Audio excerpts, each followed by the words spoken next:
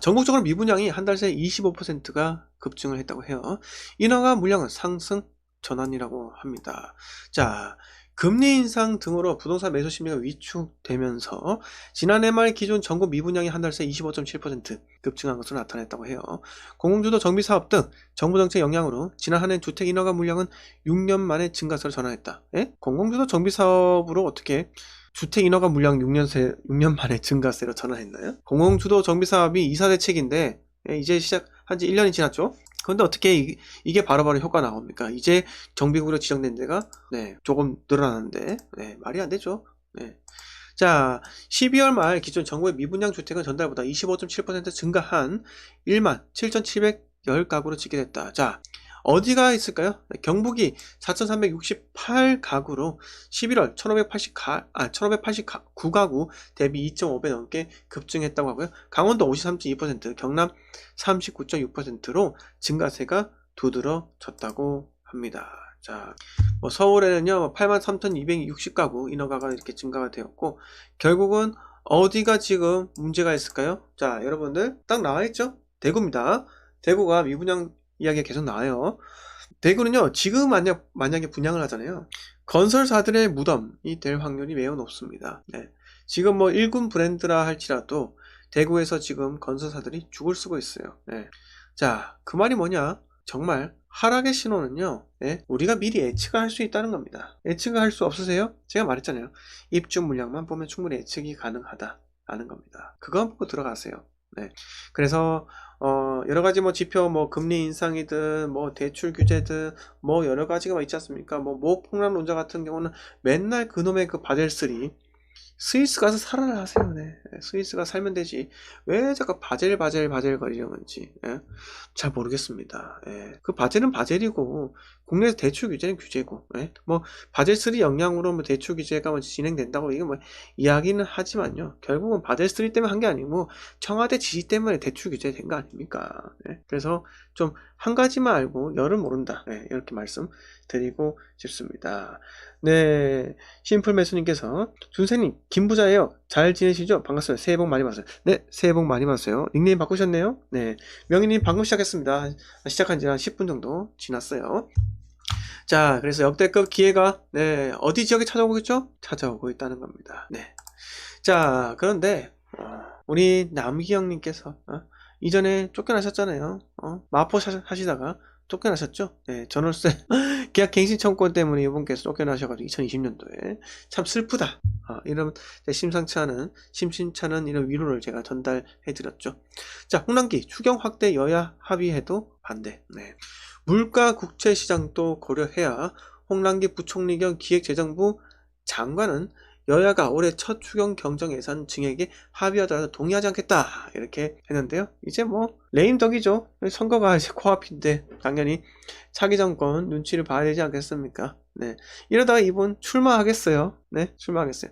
우리 또 남기영님 이야기를 하니까 우리 또 홍남기 씨께서 지금 들어와 주셨는데요. 안녕하십니까 국민 여러분, 홍남기입니다. 이렇게 해주셨는데, 그렇게 사칭하다가 뭐 기재부 장관을 사칭하는 건 또 아니시겠지만요, 그렇게 사칭하다가 고소당하십니다. 그래서 고소는요, 저도 고소 당해봤잖아요. 별 쓸데없는 거 가지고 고소 당해가지고 제 시간 낭비하고 돈 낭비하고 그랬습니다. 하지만 저는 그분을 용서를 했습니다. 뭐 어떡하겠습니까? 자, 그래서 지금 제일 신난 분이 그분이에요. 그분입니다. 자, 우리 남기영님께서 뭐 이거 보세요. 여야가 추경안 증액을 요구하고 있는데도 홍 부총리가 강하게 버틸 수 있는 것은 기재부 장관의 동의권을 갖고 있기 때문이다. 자, 이렇게 해서 싸우다가 혹시나 갑자기 사표 던지고 올해 지방선거 나오는 거 아닌지 모르겠습니다. 올해 뭐 서울시장도 있고요, 지방 광역단체장, 그리고 뭐 지방단체장 이런 거 있지 않습니까? 뭐 광역시장, 서울시장도 포함했어요. 그 다음에 각종 뭐 보궐선거들 뭐 있습니다. 거기 또 나오는가 아닌지 참 의문이 들기도 합니다. 자, 그리고 뭐 이재명, 홍 부총리 추경 증액 반대는 월권 맹비난 해가지고 우리 남기영님께서 이렇게 증액에 반대하자 이재명 더불어민주당 대선 후보가 강한 비난을 쏟아냈다고 합니다. 자, 대의민주 행정부 소속의 부처 책임자가 여야 합의에도 수용하지 않겠다 단언하는 것은 대의민주주의 체제 입장에서 보면 매우 부적절하다며 책임을 물어야 할 정도의 심각한 발언이다. 아니 소신을 갖고 책임을 졌는데 책임이 있으니까요. 당연히 소신을 갖고 행동하시죠. 그런데 여야 합의한 것에 여야 합의한 게 합의한 거예요? 여당이 밀어붙이니까 야당이 합의할 수밖에 없었겠죠. 다른 거를 또 딜하기 위해서는 그럴 수밖에 없다는 거죠. 자, 그래서 뭐 이렇게 티격태격 싸우시는데요. 다 떠나서 자, 그렇습니다. 저는 어제 여러분들 뭐 다 대선 토론 보셨죠? 대선 토론에서 정말 이 뱀의 혀를 갖고 계신 분도 계셨고, 그 다음에 도대체 이 자리에 왜 나왔나? 그리고 또 아는 건 참 많은데 말을 참 못하더라. 이런 분도 계시고 약간 좀 안타까웠어요. 실질적으로. 근데 토론을 이 정도로밖에 못할 수 있을까 하는 이런 생각도 들었고요. 그리고 그 네 분의 그 후보 중에서 뽑아야 될 분은 저는 그 전부터 뭐 그러고 있었지만은 정했지만은 어제를 기점으로 진짜 확실하게 결정을 했습니다. 참 이게 그렇습니다. 뭐 말을 빙빙 돌리는 게 아니라 결론을 이야기해야 되고 자기 주장을 이야기를 해야 되는 거예요. 근데 자꾸 물타기성의 발언은 참 옳지 않다. 이렇게 말씀을 드리면서 오늘 빨리빨리 여러분들과 소통을 하고 마치도록 할게요. 자, 비와 구름님께서 부모님이 2주택자이신데요. 이번에 한 채를 매도합니다. 양도 차액은 1억 7천 정도이고요. 매수는 2011년, 매도는 2022년 2월입니다. 2011년에 중개수수료와 법무사 수수료 영수증을 챙겨놓지 않다고 하시네요. 그럼 양도세 계산할 때 공제비용 적용받을 수 없는 거죠. 그쵸? 그게 계산 필요경비 영수증 잃어버리면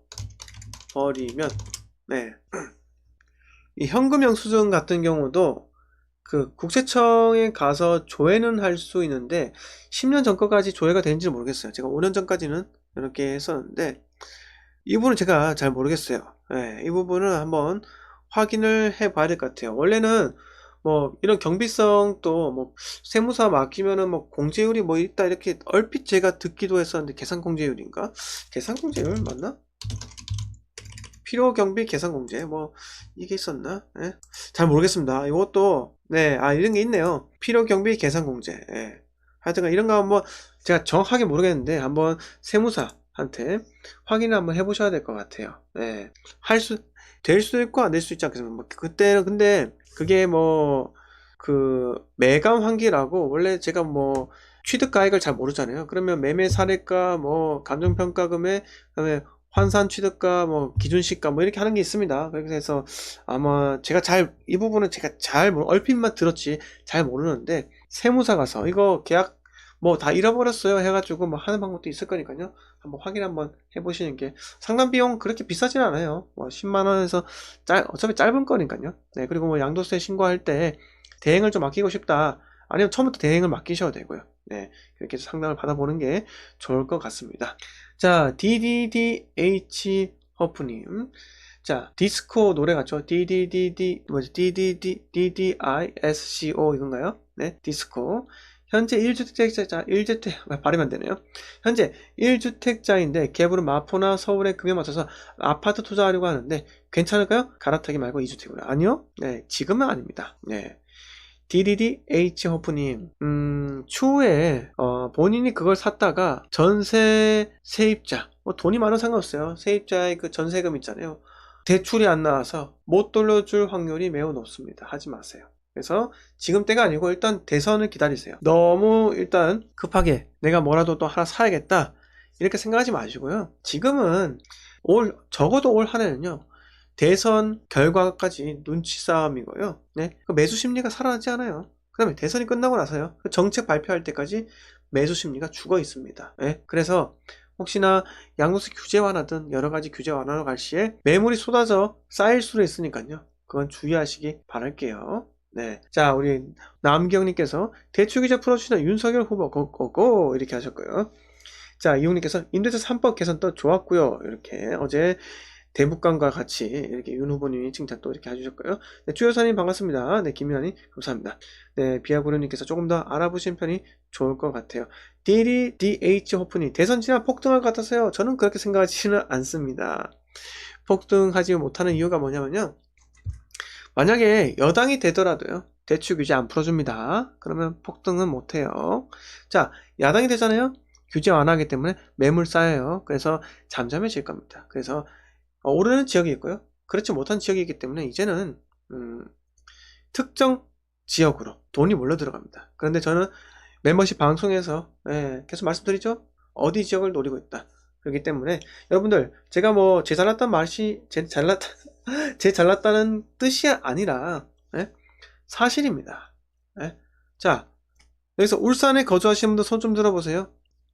주 선생이 울산 부동산에서 뭐라고 이야기했습니까? 울산 부동산 23년에 입주 물량 많기 때문에 더 이상 오르지 못하고 매수를 할 거면 23년도에 사라 이렇게 말씀드렸죠. 그런데 지금 오르는 주택은요 저가 시장, 저평가되고 신축이다 이렇게 말씀을 드렸죠. 기억하십니까? 비아구름님, 제가 그렇게 말한 거 기억하세요? 제가 카페에도 글 쓰잖아요. 기억하십니까? 정확하게 표현을 했습니다. 저가 시장이 올라간다고요. 멤버십 가입하면 바로 멤버십 방송 볼 수 있어요. 그 말이 뭐냐? 울산 같은 경우는 비규제 지역이 있습니다. 비규제 지역. 다른 광역시와 달리 있어요. 부산도 뭐 있긴 있는데 그건 뭐 말도 안 되는 거고 살 아파트 자체가 없어요. 중구 같은 경우는. 자, 그런데 정확하게 오늘 신고가 갱신했죠? 여러분 제가 시인이 아닙니다. 정확하게 신고가 갱신했잖아요. 이런 상황에서 신고가 갱신한 이유가 뭐냐면요. 오를 수밖에 없다고요. 바로 옆에 있는 아파트하고 제가 가격 차이가 나기 때문에 분명히 제가 지난주인가요? 지난주 방송에서 공개 방송에서 제가 이야기 해드렸어요.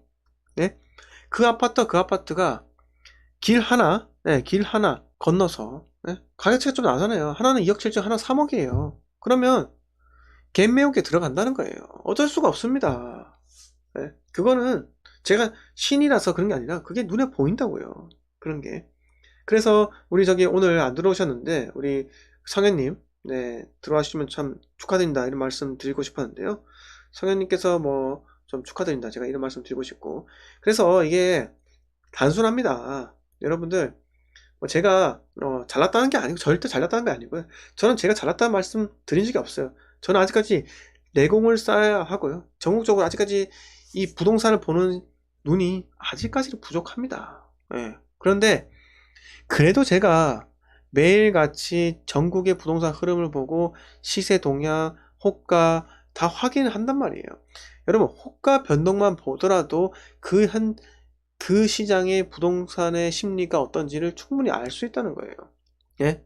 우리 멤버십 분들은 제 멤버십 방송 잘 보셔가지고 제가 어떤 논리로 이야기하는지 너무 잘 아세요.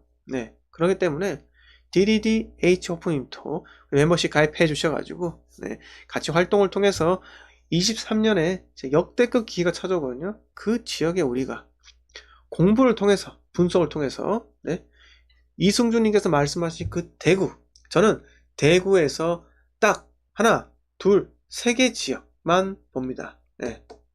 세 개 지역만 보기 때문에 우리 같이 좀 공부하자고요.